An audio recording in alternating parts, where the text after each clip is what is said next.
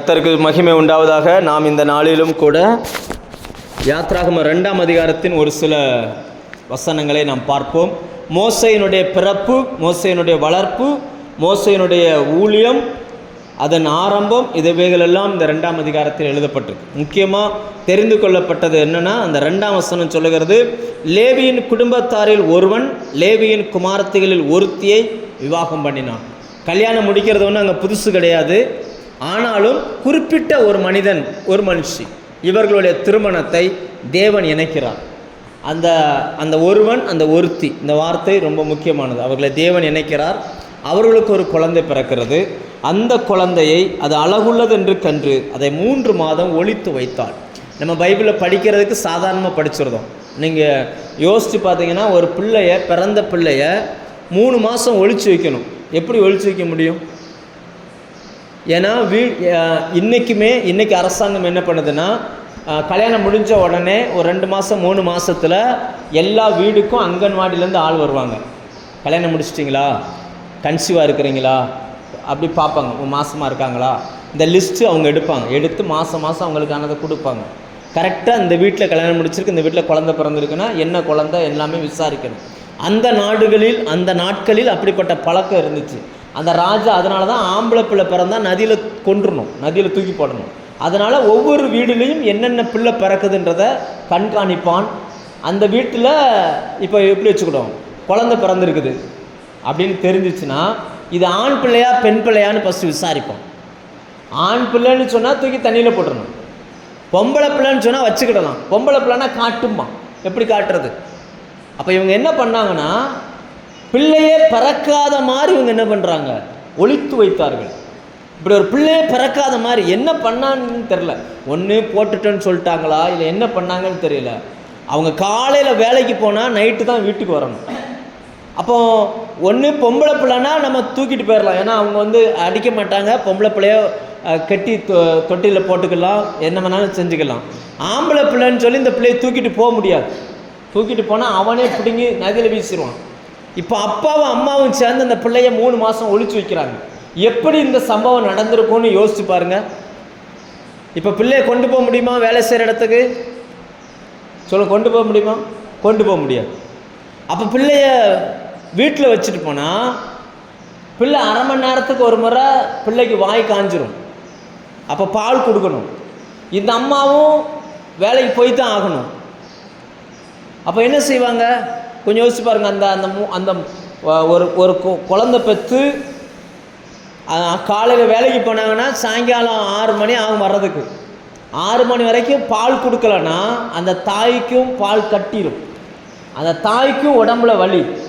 பிள்ளை பால் குடிக்கலைன்னா அரை மணி நேரத்துக்கு ஒரு முறை வாய் காஞ்சிரும். அப்போ அந்த பிள்ளைக்கு எதுவுமே இருக்காது, வாயில் ஈரம் இருக்காது. குழந்தைக்கு பசி எடுத்துச்சுன்னா அழ ஆரம்பிக்கும். அந்த அழுகு சத்தம் வெளியில் கேட்காதபடிக்கு ஏதாவது பண்ணணும். 2வது விட்டுட்டு போனால் அந்த பிள்ளைய எறும்பு கடிக்குதா, இவங்க என்ன மாடி வீட்டில் ஏசியாக இருக்கிறாங்க, அடிமையாக இருக்கிறாங்க, வீடு கூட கிடையாது, அங்கங்கே டென்ட் போட்டு அங்கங்கே இருந்துக்கணும். எல்லாத்தையும் பிடுங்கி கொண்டார்கள். படிப்பு மறுக்கப்பட்டது, எல்லாத்தையும் பிடுங்கிட்டாங்க. ஒன்றும் கிடையாது கையில். அவங்க கட்டியிருந்த வீட்டில் வேணால் அவங்க தங்கிக்கலாம், ஆனால் எந்த பொருளுமே கிடையாது. சம்பளம் பணம் கிடையாது, வைக்கோல தான் சம்பளமாக கொடுத்தாங்க. அப்போ இவங்க எப்படி இந்த பிள்ளைய வளர்த்துருப்பாங்க? இந்த 3 மாதம் 90 நாள் இந்த பிள்ளைய எப்படி வளர்த்துருப்பாங்க? நம்ம வாசிட்டு அப்படியே போயிருந்தோம். அழகுள்ள பிள்ளை என்று கண்டு அதே 3 மாதம் ஒளித்து வைத்தார்கள். எப்படி நடந்திருக்கும் நீங்கள் கொஞ்சம் யோசிச்சு பாருங்கள். நம்ம ஊரில் இப்போ நம்ம ஊரில் ஒரு குழந்தை பிறந்திருக்குது. அந்த பிள்ளையை பார்க்காம நாங்கள் ஜெஸ்ஸிக்கு குழந்தை பிறந்தோடனே பார்க்க போகிறோம். அம்மாக்கிட்ட காட்டாமல் 2 நாள் கண்ணாடி பெட்டியில் வச்சுருந்துருக்காங்க.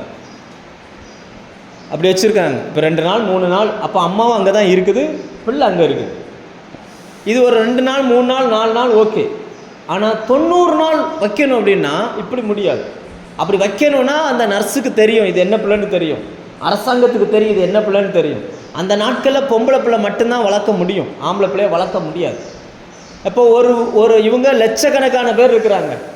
இப்போ திருநெல்வேலி எடுத்துக்கிட்டால் ஒரு குழந்தையா பிறக்குது. ஹைகிரவுண்டில் எத்தனை பிள்ளை பிறக்குது. இப்போ மோசேயின் காலத்தில் எத்தனையோ ஆண் பிள்ளைகள் பிறந்தாங்க, எல்லாரும் செத்து போனாங்க, சாகடிக்கப்பட்டார்கள். ஆனால் மோசையை மட்டும் ஆண்டவர் வளர்ப்பதற்கு அனுமதி கொடுத்தார். மோசை மட்டும் பழச்சிருந்தார். அந்த மோசையை குறித்து தேவனுடைய திட்டம் இருந்ததுனால மோசை மட்டும் எப்படியோ தப்பி பிழைத்தார். இன்றைக்கி அதே போல தான் நாம் இயேசுவுக்குள்ளே பிறந்தோம், இயேசுவை ஏற்றுக்கொண்டு இயேசுக்குள்ளே பிறந்தோம். நம்ம கூட பிறந்த அநேகர் இன்னைக்கு இருக்கிறாங்களா இல்லையா நமக்கு தெரியாது. ஆனால் நீங்களும் நானும் பிழைச்சிருக்கிறோம் அப்படின்னா ஆண்டவருடைய திட்டமும் தீர்மானமும் நம்ம மேலே இருந்ததுனால நம்ம பிழைத்திருக்கிறோம். இல்லைன்னா விசுவாசத்தில் ஓட்டத்தை துவங்கின அநேகர் இந்த நாட்களில் இல்லை, காணாமலே போனார்கள். எனக்கு நினைவு தெரிஞ்சு நான் இந்த சபைக்கு வந்த புதுசில் இருந்து பார்த்தீங்கன்னு சொன்னால் இரவு ஜெபத்துக்கு வந்த கூட்டங்கள் ஏராளமான கூட்டங்கள் உண்டு. வந்தார்கள், சென்றார்கள், போனார்கள், இப்படியே போயிட்டாங்க. ஆனால் தப்பி பழைச்சது எத்தனை கூட்டம் அப்படின்னு பார்த்தா கொஞ்சம் மக்கள் தான். அவங்ககிட்ட கேட்டு பாருங்கள், ஏன் அவங்க வரலான்னு கேட்டு பாருங்கள். ஆளுக்கு ஒரு காரணங்களை சொல்லுவார்கள், 1000 காரணங்களே அவங்க சொல்லுவாங்க. அப்படி இருந்தும் அந்த மோசேயை காப்பாற்றினது போல கர்த்தர் நம்மை காப்பாற்றணும். அல்லேலூயா. நம்ம பலத்தில் இல்லை, நம்ம திறமையில் இல்லை, தேவ பலத்தில் நம்ம நிற்கிறோம். கர்த்தருடைய கிருபை இல்லாமல் ஒரு மனுஷன் நிற்கவே முடியாது. அப்போ அந்த மோசையை அவங்க அப்படி பராமரித்தாங்க. யோசிச்சு பாருங்கள், அந்த அம்மா வேலை செஞ்சுக்கிட்டு இருக்கோம். அந்த அம்மாவோட நினைப்பெல்லாம் எப்படி இருக்கும் தெரியுமா? எப்போ வேலை முடியும் வீட்டுக்கு போய் பிள்ளைக்கு பால் கொடுப்போன்னு இருக்கும். இந்த பிள்ளை அங்கே இருக்கும்.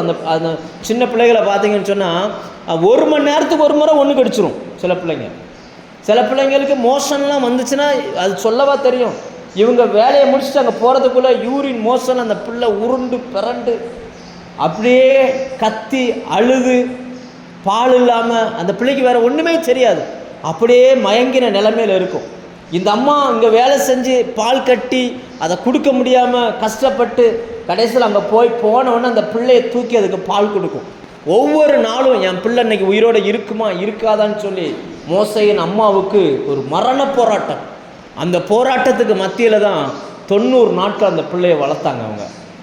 நம்ம இதை படிக்கும் போதெல்லாம் நம்ம என்ன நினைக்கணும்னா, இந்த மாதிரி கஷ்டம் நமக்கு இல்லை. ஒரு தாய்க்கு தன் பிள்ளைக்கு பால் கொடுக்க முடியாமல் அல்லது ஒரு பிள்ளைக்கு தன் தாயை விட்டு பிரிந்து இருக்கிறது போல் கஷ்டம் வேறு எதுவுமே கிடையாது. ஐக்ரௌண்டில் நாங்கள் போயிருக்கும் போது ஒருத்தர் சொன்னாங்க, ஒரு பிள்ளையெல்லாம் 25 நாளாச்சான் குழந்தை பிறந்து, அம்மாக்கிட்ட கொடுக்கவே இல்லையா. என்னென்னவோ டியூப் போட்டிருக்கிறாங்க உடம்புல, அது ஏதோ ஒரு வியாதியோட உடம்புல டியூப்பு போட்டு மருத்துவமனையில் வச்சுருந்துருக்கிறாங்க. இந்த அம்மாவுக்கு எப்படி இருக்கும் அந்த பிள்ளையை பார்க்கவே முடியாது. அந்த பிள்ளை ஒரு பக்கம் இருக்குது, அம்மா ஒரு பக்கம் இருக்குது. ஆனால் இது இந்த காலத்தில், அந்த காலத்தில் அந்த வசனம் சொல்லுகிறது 2ஆம் வசனம், ஸ்திரீ கர்ப்பவதியாகி ஒரு ஆண் பிள்ளையை பெற்று, அதாவது அந்த அம்மாவை யோசிச்சு பாருங்கள், கர்ப்பம் ஆனாலே அந்த தாய்மாரெலாம் ஜெபம் பண்ணுவாங்க, ஆண்டவரே ஆம்பளை பிள்ளை பிறக்கக்கூடாது, ஆண்டவரே பொம்பளை பிள்ளையை கொடுத்துருங்க. ஏன்னா ஆம்பளை பிள்ளை பிறந்தால் கண்ணு முன்னாடி பிள்ளையை தூக்கி நதியில் போட்டுருவாங்க, வளர்க்க முடியாது. அப்போ இந்த அம்மா எவ்வளோ ஜெபம் பண்ணியிருப்பாங்க, ஆண்டவரே எனக்கு ஆம்பளை பிள்ளை வேண்டாம், எனக்கு பொம்பளை பிள்ளை கொடுங்க, என் பிள்ளையை நான் உயிரோடு காப்பாற்றணும், எனக்கு ஆம்பளை பிள்ளை வேண்டாம், எவ்வளோ ஜெபம் பண்ணியிருப்பாங்க. ஏன்னா அதுக்கு மூத்தவன் ஒருத்தர் இருக்கிறான் ஆரோன், அவன் காலத்தில் இந்த சட்டம் கிடையாது. இப்போ மோசே பிறக்கிற அந்த காலகட்டத்தில் தான் இந்த சட்டம் வருகிறது. அதனால் அந்த அம்மா என்ன நினச்சிட்டாங்கன்னா, முதல்ல ஒரு பொம்பளை பிள்ளை இருக்குது, அடுத்து ஒரு ஆம்பளை பிள்ளை இருக்குது, போதும், அடுத்து நீ பிறந்தா பொம்பளை பிள்ளை பிறக்கட்டும் அப்படின்னு ஜெபம் பண்ணுறாங்க. ஆனால் அவங்களுடைய ஜெபம் பொம்பளை பிள்ளை வேணும்னு ஜெபம் பண்ணால் ஆண்டவர் கொடுத்தது ஆம்பளை பிள்ளையை கொடுத்துட்டார். அதனால தான் அந்த வசனம் சொல்லுகிறது பாருங்கள், கமா போட்டு ஆண்டவர் எழுதுகிறார், அந்த ஸ்திரீ கர்ப்பவதியாகி ஒரு கமா ஒரு ஆண் பிள்ளையை பெற்று, அடுத்து கமா அந்த பிள்ளையை வச்சுக்கிறதா என்ன பண்ணுறதுன்னு தெரியல, அடுத்து பார்க்குற அது அழகுள்ள பிள்ளையாம், பிறந்ததில் அந்த பிள்ளை எப்படிப்பட்ட பிள்ளையாக இருக்குது, திவ்ய சௌந்தரியம் உள்ள பிள்ளை.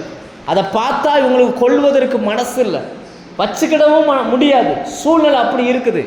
ஆனாலும் 3 மாதம் ஒழிச்சு வச்சுருந்துருக்குறாங்க. 3 மாதம் வச்சு பராமரித்து பார்த்தாங்க, வேறு வாய்ப்பே இல்லை. இனி இந்த பிள்ளை என்ன செய்யணும்னு தெரியலை. நாணலில் ஒரு பெட்டியை செய்கிறார்கள், அந்த பெட்டியில் உள்ளும் புறம்பும் கீழ் வச்சு பூசுகிறார்கள், தார் வச்சு என்ன செய்கிறாங்க பூசுகிறாங்க, தண்ணி உள்ளே போகாமல் இருக்க. அந்த பிள்ளையை மேலே வச்சு பெட்டியை மூடி நாணலுக்குள்ளே கொண்டு போய் அந்த நாணல் என்பது அந்த நதி ஓரங்களில் வளருகிற புல், அதில் கொண்டு போய் உள்ளே வச்சுட்டாங்க. இது ஒன்றும் புதுசு கிடையாது. நிறைய ஆண் பிள்ளைகளை கொல்லணுங்கும் போது நதியில் போடுறதுக்கு சிலர் இப்படி பண்ணுவாங்க. ஒருவேளை இந்த ஆறு போகிற வழியில் எங்கேயாவது போய் யாரு கண்ணிலையாவது மாட்டி யாராவது எடுத்து என் பிள்ளையை வளர்க்கட்டும், சாகிறதுக்கு பதிலாக பிழைச்சிருக்கட்டும்னு சொல்லி அப்படி அனுப்புவாங்க. அதே போல் இந்த பிள்ளைய வச்சு அனுப்புறதுக்கு பதிலாக அந்த நாணலுக்குள்ளே கொண்டு போய் வச்சுட்டு அவங்க அக்கா தூரத்துலன்னு அந்த சின்ன பிள்ளை பார்த்துக்கிட்டே இருக்கு. நீங்கள் கொஞ்சம் கற்பனை பண்ணி பாருங்கள். நம்ம தக்காளி மாதிரி இருக்குன்னு வச்சுக்கிடுவோம். ஒரு 5 வயசு பிள்ளை, பேர் என்ன, ரிஷியாவா, ஒரு 5 வயசு பிள்ளை இருக்குது. இப்போ அந்த 5 வயசு பிள்ளை வந்து தம்பி எப்படி இருக்கான்னு பார்ப்போம். கிடையாது கிடையாது. அந்த பிள்ளைக்கு 3 மாத குழந்தை என்னத்தான் ஆகாரம் சாப்பிட்ற போது, புதுசாக பிறந்த குழந்தை. அந்த பிள்ளையும் கஷ்டப்பட்டுச்சு, அந்த தாய் கஷ்டப்படுறாங்க, அந்த குடும்பம் கஷ்டப்படுறாங்க. ஏன்னா நம்ம என்ன நினச்சிக்கிறோம் அப்படின்னாச்சுன்னா, ஆண்டவர் நம்மளை அழைச்சிருக்கிறார்ல, ஆண்டவர் நம்மளை கூப்பிட்டுருக்கிறார்ல, ஆண்டவர் நம்மைத்தாமே வந்தோம், அவர் நமக்கு எல்லா நாளும் கரெக்டாக சாப்பாடு கொடுத்துருவாருன்னு நம்ம நினைக்கிறோம். சாப்பாடு கொடுத்துருவாரு. ஆனால் சில நேரங்களில் ஊழியத்து நிமித்தம் நமக்கு வரக்கூடிய சில கஷ்டங்களே நம்ம என்ன செய்ய வேண்டியிருக்குது, அனுபவிக்க வேண்டியிருக்கு. அந்த பிள்ளையை வச்சுட்டு இந்த பிள்ளை போய் இப்படியே பார்க்குது என்ன நடக்கும்னு சொல்லி. கரெக்டாக அந்த நேரம் பார்த்து எகிப்தினுடைய அந்த இளவரசி குளிக்க வருகிறாள். அவள் குளிக்கும் போது தாதிமார் அங்கும் இங்கும் உலாவுவாங்க. ஏன்னா குளிக்கிறது ராணி குளிச்சுக்கிட்டு இருக்கிறார், ராணியோட ராணி குளிச்சுக்கிட்டு இருக்கா. எந்த ஆண்களும் இந்த பக்கம் வந்துடக்கூடாதுன்னு நினச்சிக்குவாங்க. சுற்றி அங்கங்கே பார்த்துக்கிட்டு இருக்க நேரத்தில் இந்த பெண் சரியாக இந்த பெண்ணினுடைய கண்ணில் அந்த பெட்டி படுகிறது.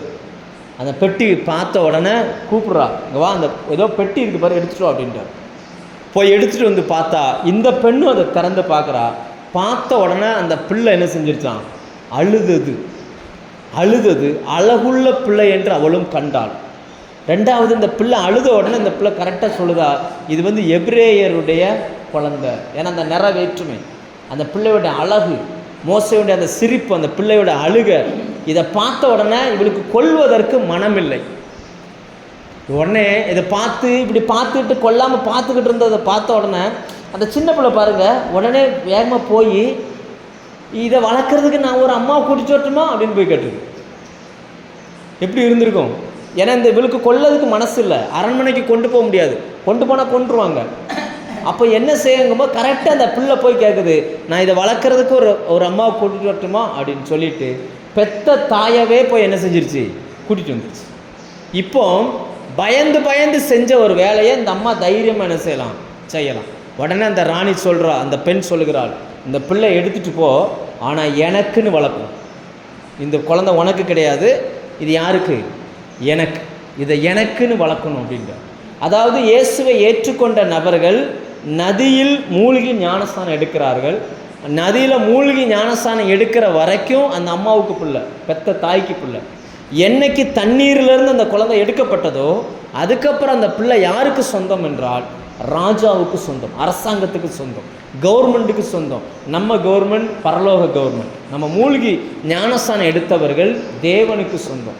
இப்போ நம்ம கையில் சில ஆத்மாக்களை ஆண்டவர் கொடுக்குறார். இவங்களை நம்ம யாருக்குன்னு வளர்க்கணும்னா அவருக்குன்னு வளர்க்கணும். ஆண்டவர் அந்த அந்த அந்த அந்த பெண் சொல்கிறா பாருங்க, இந்த குழந்தையை எடுத்துக்கொண்டு போய் 8 வசனமா 9 வசனம் 9 வசனம், பார்வோனுடைய குமாரத்தை அவளை நோக்கி, இந்த பிள்ளையை எடுத்துக்கொண்டு போய் எனக்குன்னு வளர்த்துரு, நான் உனக்கு சம்பளம் தர்றேன் அப்படின்ட்டு. எனக்குன்னு பிள்ளைய நான் உனக்கு சம்பளம் தர்றேன் அப்படின்றார். இப்போ சொந்த பிள்ளை, ஆனால் வளர்ப்பது யாருக்காகனா அந்த பெண்ணுக்காக. நீங்கள் யோசிச்சு பாருங்கள், ஒரு வீட்டில் இப்போ 3 பிள்ளை இருக்குது அந்த வீட்டில். ஒன்று ஆரோன், அப்புறம் இன்னொன்று வந்து அந்த தீர்க்கதரிசி அந்த பெண் மோசேயினுடைய அக்கா, அடுத்து மோசே, 3 பேரில் இருக்கிறாங்க. 2 பேருக்கு அந்த வீட்டு சாப்பாடு, மோசைக்கு மட்டும் அரண்மனையிலேருந்து வர்ற சாப்பாடு. இப்படி தான் அவர்கள் வளர்க்கப்படுகிறார்கள். வளர்ந்து பெரியவன் ஆன போது கொண்டுட்டு போய் பார்வோனின் குமாரத்துக்கிட்ட ஒப்பு கொடுக்கிறார்கள்.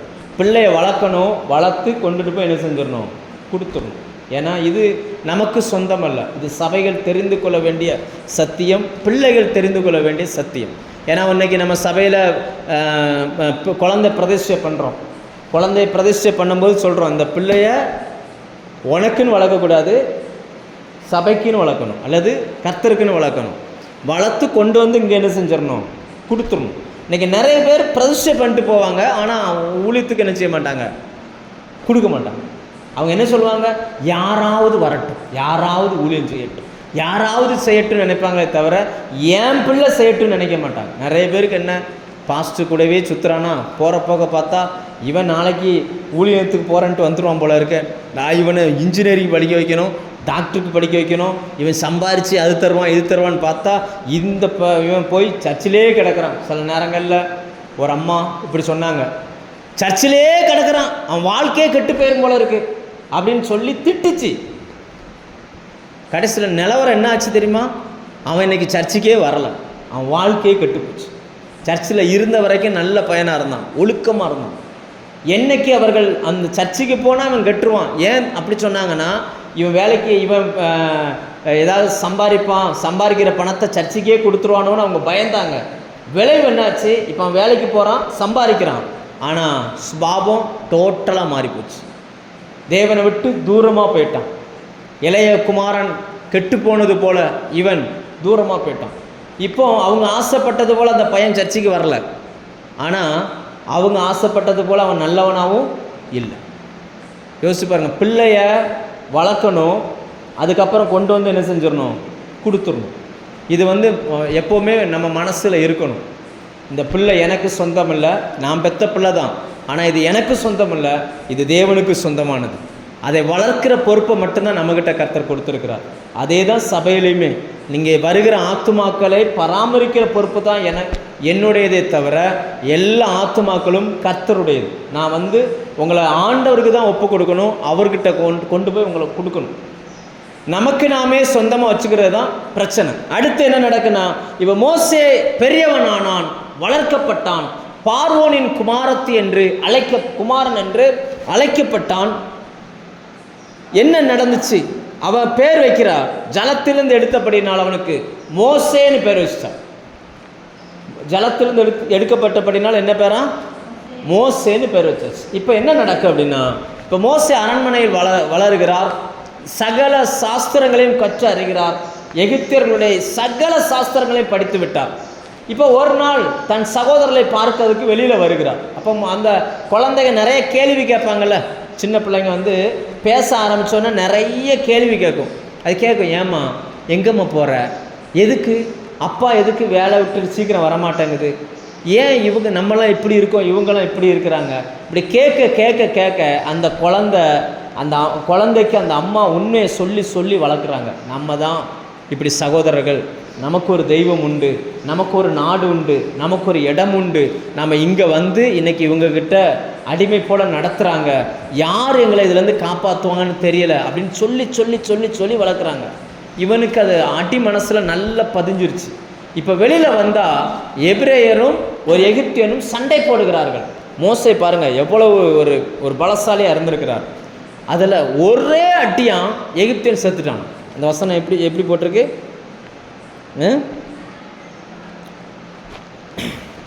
11ஆம் வசனம் வாசிங்க.